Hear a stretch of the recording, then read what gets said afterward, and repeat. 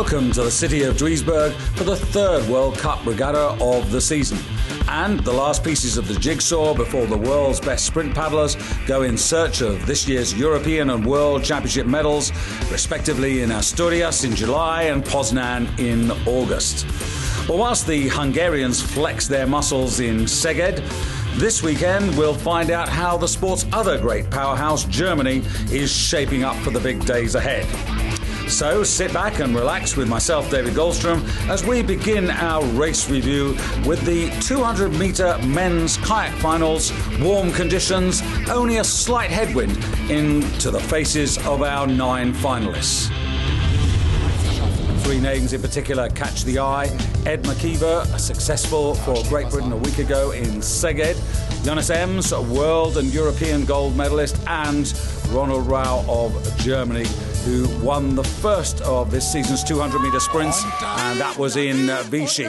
He's in 6th, his 2 major opponents right beside him to his left, and it's Ronald Rau, the 28-year-old from the Potsdam Kayak Club, who's away very, very smartly, and he's ahead of Jonas Ems from the Essen Kayak Club, and Ed McKeever for Great Britain, third from the right of your picture, is in 3rd place. Jonas Ems, 2nd in Europe, and no show at the moment from lane number 7 from Oleg Karatonov of the Ukraine, last year's European champion. They come towards the line. Ronald Rau still has the advantage over Jonas Ems. Ed McKeever crosses the line in 3rd place, but it's a Germany 1-2 in the opening 200-metre final. Jonas Ems, Ronny Raue. Nein, Ronny Raue, Jonas Ems und dann Ed McKeever.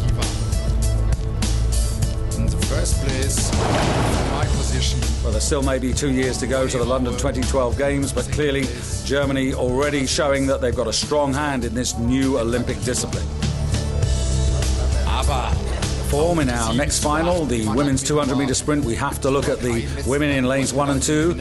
Australia's Jo Bridgen-Jones from Manly and Germany's Fanny Fischer. Germany doubly represented by this lady, another Olympic champion, Nicole Reinhardt. Fanny Fischer, 2 from the right of your picture, and it's with her that we get away here now. This 23-year-old talent, the niece of the legendary Birgit Fischer, and it's Reinhardt, though, in the centre of the echelon, 4 from the left of your picture, who's away quickly and being chased by Great Britain's Rachel Cawthorne, this very talented 21-year-old, as you see Yuzhou from China. But it is Nicole Reinhardt. This is her first individual kayak outing in the World Cup, and to her left, Rachel Cawthorne, last year's European bronze medalist from Brandenburg. And at the bottom of the picture, you can't quite see her at the moment, but Fanny Fischer still very much on terms as we come to the last 50 metres of the race now. And it is Nicole Reinhardt who leads there from Fanny Fischer at the bottom, and very close between her and Rachel Cawthorne of Great Britain. That's a photo, but Reinhardt has got the victory. So another fine 1-2 for the host nation, but into this field you also have to factor for the upcoming championships Poland's Marta Walczykiewicz and Teresa Portela from Portugal, who were victorious in Vichy and Szeged respectively. So now to the men who kneel in their canoes, and a very open-looking affair for this, the final of the men's Canadian sprint over 200 metres, with none of the first 3 home in Vichy or Szeged involved. But this man is Yevgeny Suklin from Lithuania, 3 times a world bronze medalist, 5 from the left of your picture in the green canoe, getting away very quickly. To his right is Stefan Holtz of Germany. This is the man, 29 years of age, world and European gold medalist, now trying to maintain this superb start for the host nation here on the Wedau Regatta course. But it is Suklin who's absolutely storming at the moment as we come through to the half distance, and being chased on the far side by the Olympic bronze medalist over 500 metres, Yuri Shaban, one of 2 Ukrainians. He's in lane number 7, and his teammate Alexander Maximchuk in lane number 8. But it's Suklin, half a boat length ahead, leans back, shoots the bow across, and he gets the victory ahead of the 2 Ukrainians, and I think it's Shaban just ahead of Maximchuk. Excellent race, though, by Suklin. Wow, pretty cool race, guys. From my point of view, I got the same. Well, as they say, you can only beat those who turn up on the day. But waiting in the wings for Suklin, Slovakia's Lubomir Hagara, Nikolai Lipkin from Russia, and France's Mathieu Goubel. Once again, Canada. This is the lineup for the last of our Olympic category 200 meter sprints with the world champions from Belarus in lane 1, Roman Pietrushenko and Vadzim Magnev. However, these are the men of the moment, Liam Heath and Johnny Schofield from Great Britain, who were successful less than a week ago in Szeged, and they start from lane 6-4 from the picture, and they're very quickly into their paddling. And it's Great Britain with an early advantage here. The world champions extreme right of your picture, and also going well next to the British out of your picture at the moment are the Danes, Lasse Nielsen and Kasper Nielsen, who were third in Vichy behind the Frenchmen Hibois and Jouve. But it is Great Britain coming towards the finish now, and it looks as if it's going to be 2 out of 2. The world champions at the bottom of the picture, Denmark just beyond the British. It is Great Britain. Whoa, and a photograph there for second and third places. Entweder die 7 drüben, Dänemark, oder die Bahn 1, Weißrussland. Das überlassen wir als letzte Entscheidung noch einmal den Stockwerken hier unten. Over half a second, the margin of victory for Great Britain over the world champions, and spirits high in the British camp. Lane 6, Great Britain, and as well as...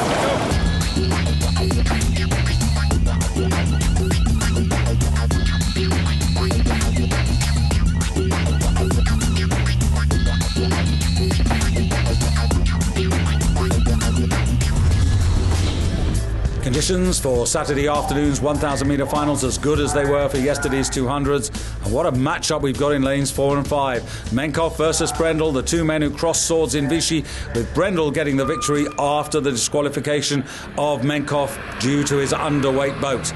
But quickly away too from the bottom of your picture there, Ronald Versch of Germany, under 23 European gold medalist, and just beyond him in 3, Canada's Mark Oldenshaw. Great heritage in his family, his grandfather, his father and his uncle, all Olympians. But Menkov bursting clear as we come towards the half distance, 500 metres to go. Brendel in that German coloured canoe, who is just about second ahead of Versch and Oldenshaw, and out of the picture Thomas Hall, Germany's bronze medalist from Beijing, and also David Kahl, who was the runner-up in Beijing, not having an impact on this final. But it's Menkov all the way. Fantastic burst of power, and he holds off the rest of the field. Oldenshaw beginning to close on Ronald Versch. Brendel just in second place, but it is Menkov who's going to be the singles World Cup man of the season. Cruises across the line from Brendel, and Oldenshaw takes third away from Ronald Versch, with finishing in 5th place Thomas Hall for Germany.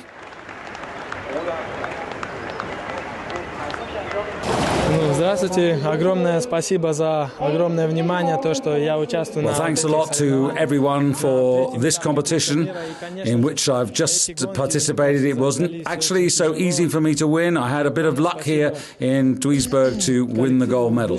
Что нас пригласили на соревнования, дали участвовать на третьем этапе. I really hope to win the same medal in the Olympic Games. So once again, thanks to everybody. В Дуйсбурге золотую медаль. И, конечно же, сейчас буду настраиваться на 500 метров и, конечно, дальнейшее выиграть Олимпийские игры. Clearly the man to beat in the upcoming Europeans and Worlds, having been first across the line in Vichy, Szeged and Duisburg. Olympic, World and European champions are plenty. In this, the final of the men's kayak over 1,000 metres, with Great Britain's Tim Brabants, the reigning Olympic champion, closest to you in lane number 1. 2 from the bottom of the picture, Adam van Koeverden, the Athens 500-metre gold medalist for Canada. And in lane 3, the reigning kayak champion of the world and Europe, 27-year-old Max Hoff, who was victorious in Vichy over the man in lane 5, Ale Urania, who won in Szeged, the Belarus who's been very much the rookie of the season. And on the near side now, as we come towards the half distance, Tim Brabants of Great Britain, 33 years of age, in this his second comeback race of the season, just ahead of the Canadian, with Max Hoff quietly going about his business in lane number 3. And Brabants just beginning to show signs of faltering now. Van Koeverden coming on, and also Max Hoff, the lactate building up there, and this is where Brabant's finding it a little bit hard as Uranius tries to get back into this, but it is now Max Hoff, the world champion, the winner in Vichy, who takes it over from the Canadian.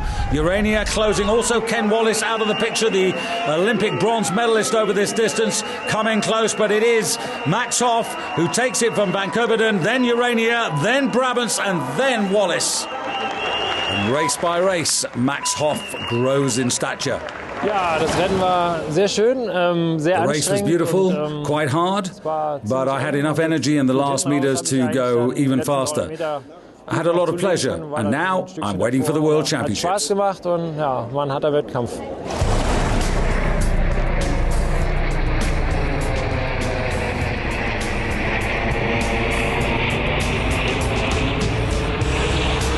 Two sets of notable absentees from the lineup in this, the Canadian pairs over 1,000 meters. The Bogdanovic brothers from Belarus, Olympic champions and winners in Vichy, and the Safran brothers from Hungary, European champions and winners in Szeged. Quickly away, two from the bottom of your picture in the turquoise blue canoe. That's Dumitrescu and Mihalaci of Romania. Also going quickly, the world silver medalist in the green canoe in lane number 6. That's Bezuglia and Prokopenko from Azerbaijan. And those two have got the early advantage, being pursued now by the German partnership of Eric Loy and Thomas Luck, who are very much the meat in the sandwich, those two. They were only 6th in Vichy in World Cup number 1, but are expected to improve, and improving they are now. Coming towards the last 200 metres of the race, and the power really on from the partnership of Eric Loy from Magdeburg and Thomas Luck from Neubrandenburg, and they're ahead of the Romanians, and the Azerbaijanis in the green canoe at the top of the picture might just be in second. It's Germany, Azerbaijan, and then Romania, with coming in 4th place there look to be Poland, Szczecinski and Rinkovic, but another German success. We had a good race here compared to Vichy, where we had a few problems, so we're happy to win here. Better tactics and a much stronger second half, earning Eric Loy and Thomas Luck their reward. 54, two names shine out in the lineup of the final for the men's kayak pairs. They're both for Germany. Martin Hüllstein and Andreas Illy, the reigning Olympic champions. They are in lane 4 from the bottom of your picture. And getting away very quickly, Germany, but even quicker, Strelchanka and Finzukevich of Belarus, who in lane 5, right next to them in that sort of green and white kayak. You can see just spearheading at the moment. On the near side, also starting quickly, Marcus Oskarsson and Anders Gustafsson of Sweden. They're closest to you. And then the Czech Republic and Belgium right at the top of your picture, not out of it at this stage. Half distance, and Sweden by a fraction from Germany, very close. Then the Czech Republic, Belarus and Belgium, and now into the third quarter of the race. And Germany finding that irresistible rhythm and pace and powering on, and now beginning to pull away half a kayak length, 3/4 of a kayak length, going for clear water. And it's Germany in command, and the Czech Republic now on terms, perhaps just overtaken Sweden, and Belarus fading, Belgium finishing fast in the last 150 metres, but it's Germany for yet another success ahead of the Czech Republic. Belgium and Sweden almost neck and neck as they come towards the line. It is Germany, then the Czech Republic, and maybe Belgium ahead of Sweden in the last paddle stroke of the race.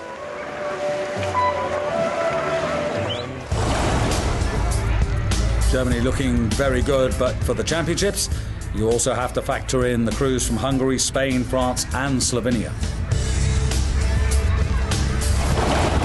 Traditionally, the final of the flying women's K4s is a dust-up between Hungary and Germany. Hungary, who won in Szeged but are not represented here in Duisburg, but nonetheless Germany putting in a very strong quartet with no less than 3 of their Olympic gold medalists from Beijing in that black kayak in lane number 4. Fanny Fischer in the stroke seat, setting the rhythm. Nicole Reinhardt right behind her, picking it up. Reinhardt, who beat Fischer in the 200s yesterday, into second place, and they're almost a half boat length up from the Chinese. It's Wang in the stroke seat for China, who is setting their rhythm, and the meat in the sandwich is Austria, with Viktoria Schwarz setting the pace for that Austrian quartet. Now beginning to make improvement, it's Sakalushkaya of Belarus in lane 2. The yellow shirts, 2 from the bottom of your picture, but it's Germany by a boat length from China, and it's Belarus just about overhauling the Austrians as we come to the line.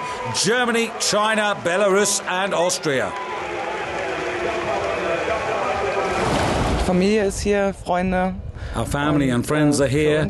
This was very important because it's the qualification for the European Championships, so it was important for us to win. Fischer, Reinhardt, Wagner, Agostin and Dietz, a formidable foursome, but waiting in the wings, Hungary's Kozak, Kovac, Janic and Benedict. Here we go!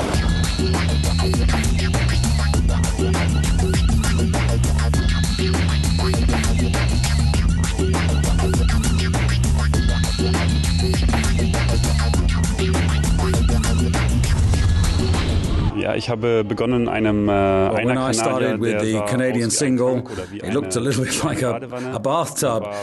It was a huge 75 centimeters wide. But over the last 15 years, the boat has evolved a lot. It's become a lot narrower and as a result a lot quicker. The race pace was much quicker, and the last boat I used was just 32 centimeters wide, which was like balancing on a roof gutter that catches rain. Stability is the limit. That means if I paddle at a high frequency, I need a lot of strength, so I will choose a larger boat. But if I paddle a little slower, as in the 1,000-meter race, then the boat can be smaller and thinner. The boat must weigh 16 kilos, it's in the rules, so that all the boats have the same weight. 12 kilos for a one-seat kayak and 16 kilos for a single Canadian. 12 Kilo für ein Einer-Kajak und 16 Kilo für ein Einer-Kanadier. Es ist jeder sucht seine Every beste athlete looks for the Position. best position. I try to put all my weight around the middle of the boat to avoid the swings, so that the front does not dive into the water and back again. We must be constantly attentive to that. Coaches are often videotaping to see what is the best position in the boat, and it's even more complicated with the Canadian doubles or the four.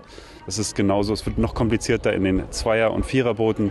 Also da muss man schon sehr oft schauen und gucken, wo ist die beste Athletes Position. have a Aber der good Athlet hat ein sehr perception gutes with Gefühl, regard to the right or wrong position. Oder nicht.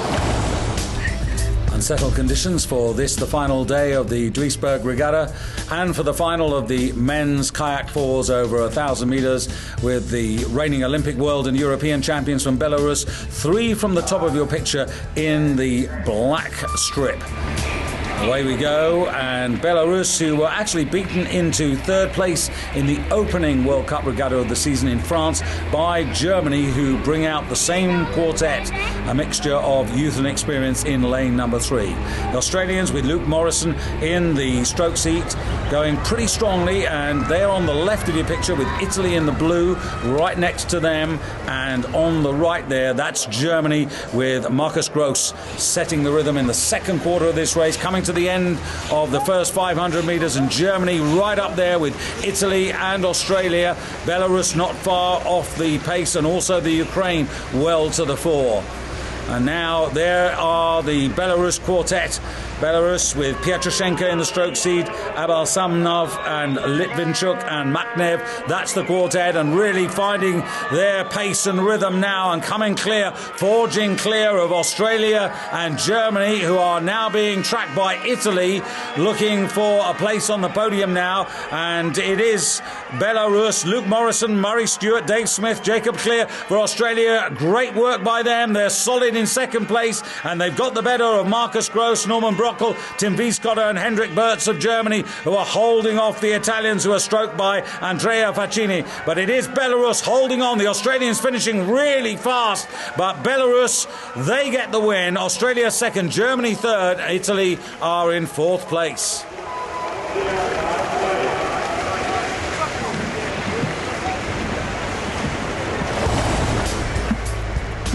Inside 2:52 for the top two quartets, with Australia impressively closing again on the Olympic champions in the final quarter.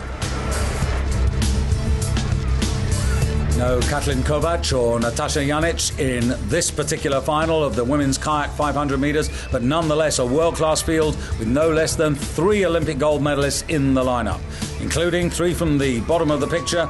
Katrin Wagner-Augustin for Germany, 4 times an Olympic champion, and right on the far side in lane 7, Ina Osipenko-Radomska, the reigning individual Olympic champion from the Ukraine, and just beyond her, out of the picture at the moment, is Josefa Idem, 7 times an Olympian, the Sydney Olympic champion, in lane number 8. Rachel Cawthorne in the picture now, looking for her 3rd medal of the weekend in that very distinctive red and black striped kayak. Rachel, who is headed at the moment by the Dane, that's Henrietta Engel-Hansen, coming to the half distance now, and it's Henrietta from Rachel Cawthorne who's out of the picture. She took bronze in the 200, Rachel, and a gold just yesterday in the 1,000 metres, and it's Denmark, Great Britain, and then also coming into this, there's Katrin Wagner-Augustin, and then Osipenko, the Olympic champion, in just about 4th place, with Josefa Idem beginning to make some progress now. Down to the closing stages now, and Rachel Cawthorne, European bronze medalist in Brandenburg a year ago, and has got the better of Engel-Hansen, is leading, coming down to the finish now, ahead of Katrin Wagner-Augustin. Engel-Hansen probably getting 3rd place. She does get 3rd place from the fast finishing Josefa Idem for Italy, 2 from the top of your picture. Well, what a stunning weekend for 21-year-old Rachel Cawthorne. Really, really hard.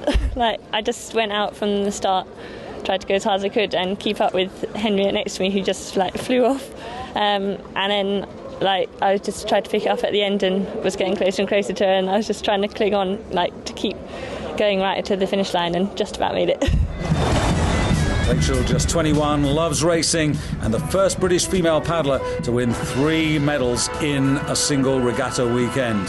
What a prospect for 2012. The host nation doubly represented in this, the last Olympic category final of the weekend.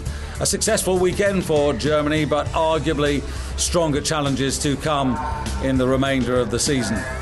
Tina Dietz and Caroline Leonhardt won for Germany in Vichy, but 2 different outfits representing the host nation today. And very quickly to their paddling, lane number 3 there, that's Kmetskova and Kolova of Slovakia, who were runners-up in Szeged over 200 metres. And in the red vest there, that's Victoria Schwarz and Yvonne Schuring, one half of the Austrian K4 that finished 4th yesterday, and they're right up there with the Slovakians. Also going fast on the far side of the Austrians, that's Silke Hormann and Connie Wasmuth, and making ground also Britain's Jess Walker and Louise Sawyer in lane number 7. But it is at the moment Slovakia vying with Austria and Germany for the advantage, coming to the line. Germany at the top, just below them Austria. Whoa, very close, and I think actually the Slovakians have held on for 2nd place. Germany win, Slovakia 2nd, Austria 3rd.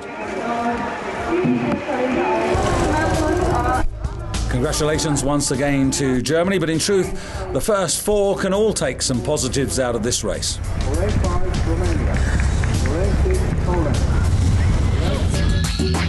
Well, the World Cup's maybe done and dusted, but the season is far from over. Next stop for the Europeans are the European Championships on Lake Trasona in Asturias in July. Then, in August, the grand finale on the Malta Regatta course in the centre of the Polish city of Poznan. Before all of that, the Slalom World Cup gets underway. All details and timings on www.canoeicf.com. For myself, David Goldstrom, and the ICF team, thanks for your company. Bye-bye from Duisburg.